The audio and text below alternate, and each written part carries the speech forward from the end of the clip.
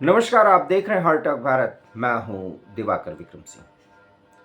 Iran, Israel और America जिस तरीके से संघर्षरत हैं, उन खबरों के बीच भारत में जो एक राजनीतिक घटनाक्रम चल रहा है, लगता यह है कि उसको सिर्फ एक पक्षीय दृष्टिकोण से ही देखा जा रहा है। बिहार में 20 साल पूरा कर लेने के बाद उससे अधिक समय तक, हालांकि वो 21 साल पूरा नहीं हुआ, नीतीश कुमार की पारी का अब अंत होने जा रहा है। लेकिन ये एक सुखद अंत है और बहुत ड्रामेटिक, जब नीतीश कुमार ये सुनिश्चित हो चुका है कि अब राज्यसभा के सदस्य होने जा रहे हैं। नीतीश कुमार अब दिल्ली की राजनीति करेंगे, ये सुनिश्चित हो चुका है, इसलिए भी क्योंकि गृह मंत्री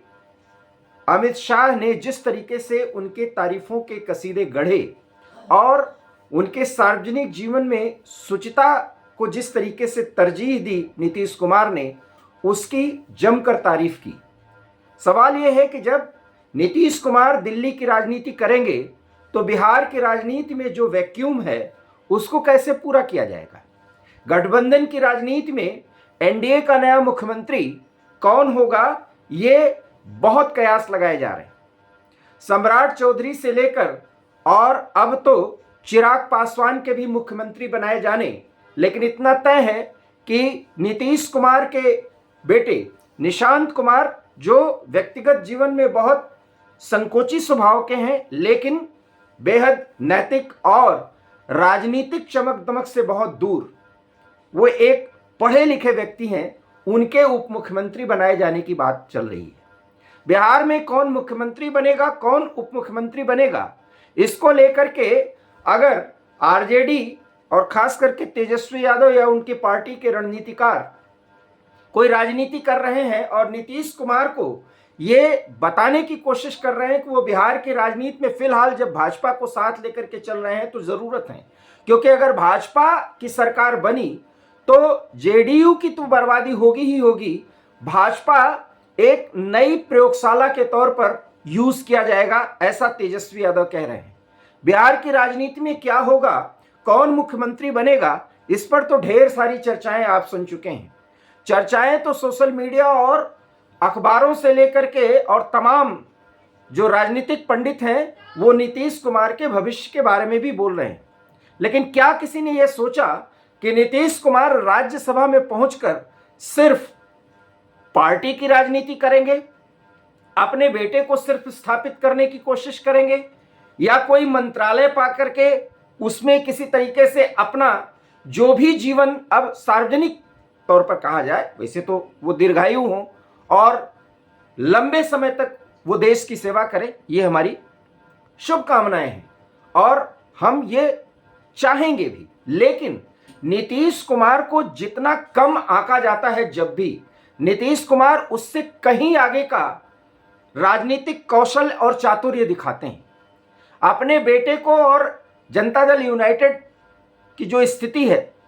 माफ करिएगा, जो स्थिति इस समय बिहार में है, उसको नीतीश कुमार दिल्ली में बैठ करके ज्यादा प्रोटेक्ट कर पाएंगे या वो कमजोर हो जाएगा, ये एनालिसिस का एक पहलू हो सकता है। लेकिन क्या किसी ने सोचा कि अगर प्रधानमंत्री नरेंद्र मोदी के साथ नीतीश कुमार दिल्ली की राजनीति में दखल देने जा रहे हैं, और जैसा कि उन्होंने कहा कि वो चाहते थे कि विधानसभा और विधानमंडल, विधानसभा और विधान परिषद अर्थात विधानमंडल में भी, और साथ ही साथ लोकसभा और राज्यसभा, इन चारों में वो एक सदस्य के तौर पर जाएं और अपनी सेवाएं दें। और अब जब वो राज्यसभा पहुंच जाएंगे तो अपनी सेवाएं देते हुए वो मानेंगे कि उन्होंने सार्वजनिक जीवन में चुनाव के आधार पर या इस तरीके से लोकतांत्रिक संस्था में एंट्री करके अपने राजनीतिक जीवन की जो बेहद इच्छा शक्ति है, उच्चतम इच्छा शक्ति, उसके बहुत नजदीक पहुंच गए। नीतीश कुमार वस्तुतः वो बात नहीं बोल रहे हैं जो नीतीश अब करने जा रहे हैं, और नीतीश करने ही नहीं जा रहे हैं बल्कि प्रधानमंत्री नरेंद्र मोदी नीतीश को लेकर के जो सोच रहे हैं, शायद अभी इसका अंदाजा ही किसी को नहीं होगा। मैं आपके सामने वो पक्ष एक एक करके रख रहा हूं और विचार कीजिएगा। नीतीश कुमार जब गठबंधन की राजनीति में और जब दिल्ली की राजनीति वो कर रहे थे तो वो माफ करिएगा, पूर्व प्रधानमंत्री अटल बिहारी वाजपेयी के साथ काम कर चुके हैं। नरेंद्र मोदी, ममता बनर्जी और नीतीश कुमार कभी एक बराबर की हैसियत रखते थे और इनकी राजनीतिक कौशल, राजनीतिक चातुर्य और राष्ट्रीय राजनीति में एक क्षत्रपीय राजनीति के बावजूद भी क्या ये दखल रखते थे, ये किसी से छुपा नहीं है। लेकिन 2014 से लेकर और खास करके 2013 मिड से लेकर 2026 तक नरेंद्र मोदी की जो राजनीतिक यात्रा रही वो इतनी आगे निकल चुकी है कि अब ममता बनर्जी हालांकि विपक्ष की राजनीति कर रही हैं, वो भी मान चुकी हैं और नीतीश कुमार भी मान चुके हैं कि नरेंद्र मोदी के कद को छू पाना फिलहाल बहुत मुश्किल है। लेकिन एक ऐसा मौका आया है जब नरेंद्र मोदी की राजनीति के बराबरी का तो हिस्सा नीतीश नहीं पाएंगे, लेकिन यकीन मानिए जिस पर अभी तक चर्चा नहीं हुई, नीतीश हो सकता है आने वाले समय में उप प्रधानमंत्री की हैसियत दिल्ली की राजनीति में रखें। उनको उप प्रधानमंत्री के तौर पर नामित किया जाए या न किया जाए ये आने वाला समय बताएगा, लेकिन नरेंद्र मोदी उनके कद को अगर इस स्तर पर ले जाकर के खड़ा करते हैं तो एक तीर से दो निशाने वो साधेंगे। सबसे पहले गठबंधन की राजनीति में नरेंद्र मोदी को जब 2024 में चुनाव वो जीते तो ये बताया गया कि गठबंधन की राजनीति को वो शायद अच्छी तरीके से नहीं चला सकते, क्योंकि वो एक स्पष्ट प्रशासक है। वो संघ की राजनीति और राष्ट्रवाद की और विकास की राजनीति तो बेहतर कर सकते हैं, लेकिन गठबंधन की राजनीति में चूंकि वो अपने सिद्धांतों के साथ कोई समझौता करते नहीं, इसलिए किसी भी दबाव की राजनीति में वो इस स्थिति में, जबकि भारतीय जनता पार्टी की 240 में सीटों की स्थिति है लोकसभा में, शायद चंद्रबाबू नायडू और नीतीश कुमार की महत्वाकांक्षाओं को एक साथ संभालते हुए वो अपने हिसाब से जो राजनीति करते हैं उसको न चला पाए। लेकिन जिस तरीके से 2024 के चुनाव के बाद 25 और अब 26 मई, अब आप सोचते चलिए जिस तरीके से नरेंद्र मोदी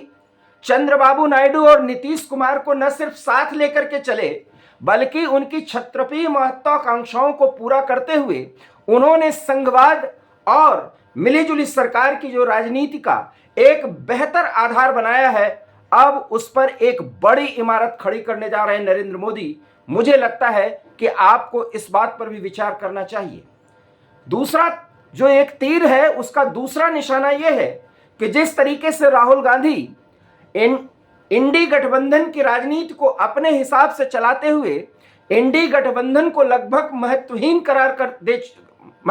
कर चुके हैं और अपनी मनमानी के आगे वो क्षत्रपों को नहीं साध पा रहे हैं और कहीं न कहीं अपने आप को उठाने के लिए कुछ पार्टियों के साथ स्टेपनी जरूर बन रहे हैं, लेकिन जिस हिसाब से अपने मनमाने तरीके से वो जिस एजेंडा के आधार पर और खास करके मोदी विरोध के नाम पर इंडी गठबंधन को इतना महत्वहीन और प्रसंगहीन बना दिया, उसके बाद राहुल गांधी विपक्ष के नेता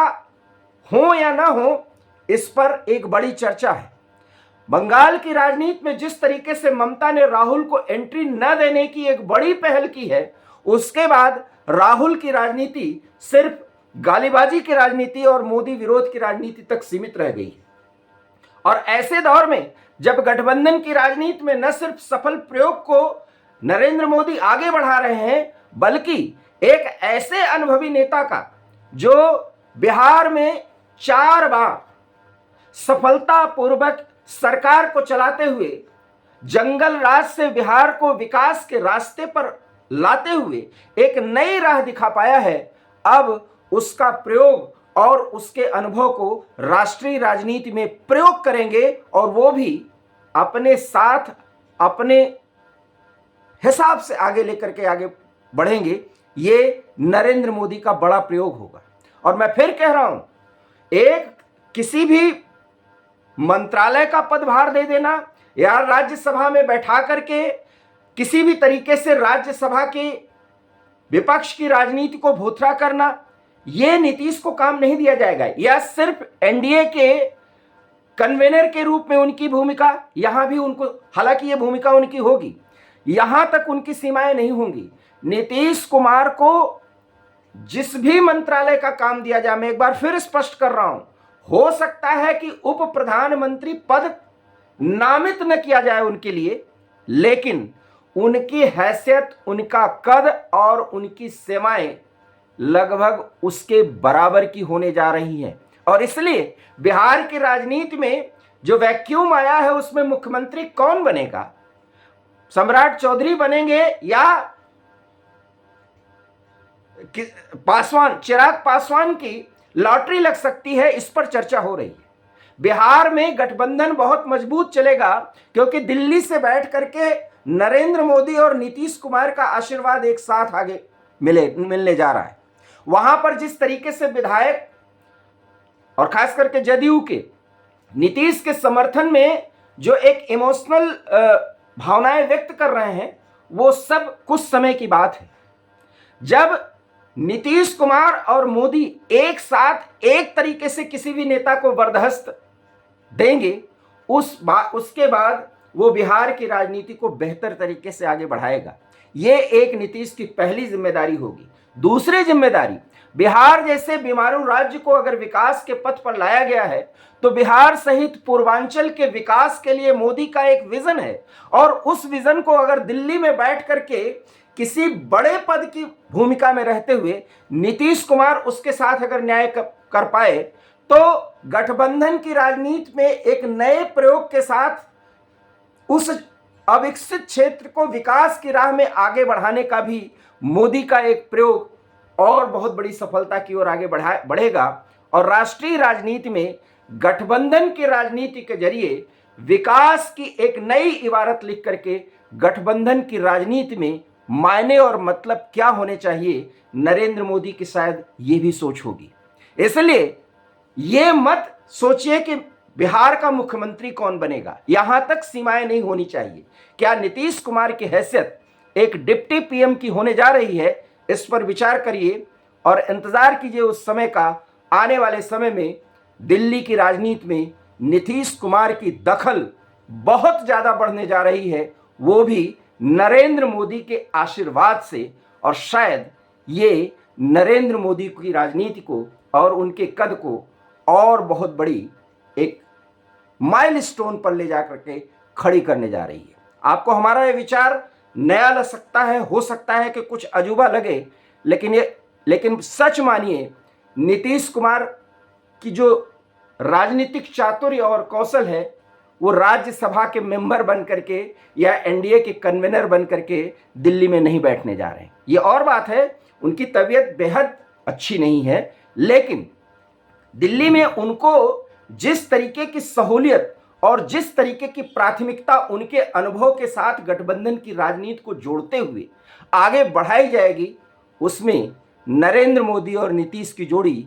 बहुत बड़ा कमाल करने जा रही है। उस समय का इंतजार करिए। हमारा ये वीडियो आपको अच्छा लगा हो तो प्लीज़ इसे लाइक कीजिएगा, शेयर कीजिएगा। हमारे चैनल हार्ट टॉक भारत को अगर आपने अभी तक सब्सक्राइब नहीं किया है तो प्लीज़ से सब्सक्राइब कर लीजिएगा। बहुत बहुत धन्यवाद। नमस्कार।